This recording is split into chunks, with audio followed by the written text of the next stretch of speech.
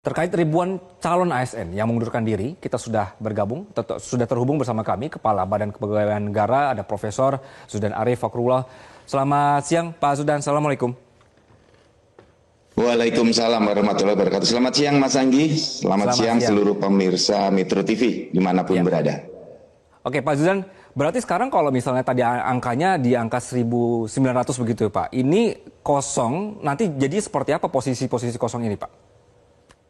Ya, Mas Anggi, terima kasih banyak. Program optimalisasi ini salah satu tujuannya adalah untuk mencegah agar tidak ada formasi yang kosong. Kalau tidak ada optimalisasi, yang kosong itu jumlahnya 16.000 lebih formasi. Nah, dengan adanya optimalisasi ini, terjaring 16.000 pelamar yang tadinya yang bersangkutan itu tidak lulus pada formasi yang dituju. Jadi yang mundur 1967 ini sesungguhnya yang bersangkutan tidak lulus pada formasi yang dia lamar, kemudian ada formasi di tempat lain yang kosong karena pendaftarnya kurang, yang lulus juga kurang karena tidak memenuhi nilai ambang batas, maka formasi yang kosong dengan spesifikasi yang sama, kualifikasi yang sama, maka pelamar yang tidak lulus tadi dan rankingnya tertinggi dikirim ke sana. Oke, jadi inilah yang menjadi program dari PKN. Nah, saat ini ranking di bawahnya dari yang 1967 tadi sudah mulai mengisi. Jadi program rankingan kan berjalan terus. Betul. Nah, yang kosong sekarang sudah mulai terisi kurang lebih 1.400-an. Sekarang sedang finalisasi, kami dari BKN berkomunikasi dengan instansi yang akan mengisi formasi-formasi yang ditinggalkan tadi.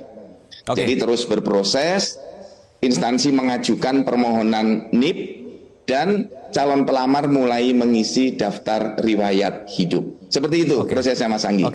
Pak Zudan, berarti sebenarnya ini pemerintah membantu memberikan kesempatan kedua begitu Pak ya, bagi mereka-mereka yang sebenarnya kemarin tidak lulus begitu ya? Iya, betul sekali seperti itu. Jadi pemerintah itu punya niat baik agar formasi terisi semua, dan yang nilainya memenuhi syarat, rankingnya tertinggi, itu diberi kesempatan kedua. Karena di kesempatan pertama yang bersangkutan tidak lulus pada formasi yang dituju, maka diberi kesempatan karena nilainya bagus pada formasi yang kosong tapi beda tempat. Karena di tempat yang dituju tempatnya sudah tidak tersedia lagi. Seperti itu konsepnya, Mas Anggi. Oke, Pak, berarti untuk yang naik peringkat begitu, tadi masalahnya adalah ternyata tempatnya berbeda begitu Pak ya. Nah, bagaimana dengan formaturnya sendiri? Apakah memang itu di instansi yang sama atau berbeda dengan bidang yang dia daftarkan, Pak? Ya, untuk optimalisasi itu pada instansi yang sama. Misalnya Kementerian Pendidikan Tinggi, itu kan punya kampus-kampus yang banyak. Ada misalnya UNS, ada Undip, ada Universitas Nusa Cendana, Universitas Tanjung Pura. Bisa jadi dia daftar di Universitas Jember. Tetapi di Universitas Jember yang daftar itu top-top, bagus-bagus. Formasinya hanya ada 2, yang daftar ada 400. Nah, kemudian nilai yang terbaik nomor 3 dan 4 ternyata di Universitas Cendrawasih di Papua formasinya tidak terisi, di Universitas Nusa Cendana di Kupang tidak terisi, maka Kementerian Pendidikan Tinggi mengirim secara sistem ke tempat yang kosong tadi. Nah, inilah yang mana formasi itu ditinggalkan oleh yang diberi kesempatan kedua karena merasa tempatnya jauh. Kalau ada tempat yang dekat, secara sistem akan mengarahkan ke tempat yang dekat. Nah, dikirim ke sana karena formasi yang tersedia hanya di tempat itu. Sisa formasinya yang kosong hanya di sana. Nah, ini kita berharap yang di bawah ini bisa terus mengisi agar pengalaman tahun lalu pengisiannya itu bisa di atas 98%. Dari 2021 sampai dengan 2023 ini, Mas Anggi, tingkat keterisian formasi lebih dari 98,1%.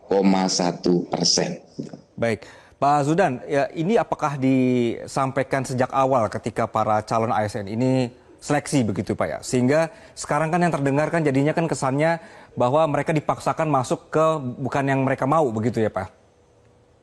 Ya, sejak awal sistem seleksi ini sudah dijelaskan ada optimalisasi. Dan sudah dijelaskan optimalisasi itu akan ditempatkan pada instansi yang sama tetapi berbeda tempat. Memang sih ada kawan-kawan yang menyampaikan ke kami, Pak, ini pendapatan sebagai dosen itu kan masih kecil. Nah, kami nggak sanggup kalau harus ditempatkan yang jauh. Ya nggak apa-apa, itu pilihan. Silakan cari pekerjaan di tempat lain. Karena memang kan sistem penggajian kita di ASN dengan tunjangan kinerjanya kan belum sama, Mas Anggi. Maka hampir nggak ada dari Kementerian Keuangan, Provinsi DKI, kementerian yang tunjangan kinerjanya tinggi, itu yang mengundurkan diri. Oke, baik. Pak, ini kita luruskan lagi, berarti nanti kalau untuk CASN yang kemudian dia peringkatnya oke, yang awalnya tidak lulus begitu ya Pak ya, kemudian ditawarkan untuk posisi yang baru ini, kemudian diambil, ini berarti tidak termasuk dengan tunjangan Pak ya? Berarti dengan honor yang di daerah tersebut? Yang bersangkutan akan menerima take home pay sesuai dengan instansinya. Oke. Ya, jadi instansi misalnya Universitas Nusa Cendana, ya dia menerima seperti yang diterima di Universitas Nusa Cendana. Bukan sesuai dengan universitas yang dilamar. Misalnya dia melamar di Universitas Diponegoro. Kemudian di Universitas Diponegoro formasinya penuh. Dia ditempatkan di Universitas Tanjung Pura di Kalimantan Barat. Nah, dia mendapatkan penghasilan seperti di Universitas Tanjung Pura, bukan seperti di Universitas Diponegoro yang dia lamar pertama kali. Konsepnya seperti itu. Baik, baik. Pak, berarti untuk seleksi selanjutnya lagi tadi Bapak menyebutkan bahwa tadi penerimaannya sudah sampai di angka di atas 98% tadi Pak ya. Berarti untuk next seleksinya lagi Pak, bagaimana supaya tidak riwah seperti ini, tidak simpang siur beritanya Pak? Ya, ini perlu kami jelaskan dan rekan-rekan media juga saya mohon bantuannya agar pemerintah bisa tumbuh yang di branding adalah hal-hal yang bersifat positifnya. Ini kan yang banyak ditumbuhkan, yang dituliskan itu yang tidak mengambil program ini. Padahal yang mengambil sudah di angka 98%. Dan kesannya ini bukan program optimalisasi. Kesannya itu yang bersangkutan diterima dari awal pada formasinya. Padahal yang bersangkutan aslinya tidak diterima pada formasi yang dilamar. Kemudian negara memberi kesempatan kedua karena nilainya bagus di atas ambang batas untuk ditempatkan pada formasi-formasi yang masih kosong untuk mencegah kekosongan formasi. Dan dengan sistem ini, kalau yang bersangkutan tidak mengambil, ranking berikutnya mengisi sampai habis formasi dan habis pelamar yang bisa mengisi di formasi itu.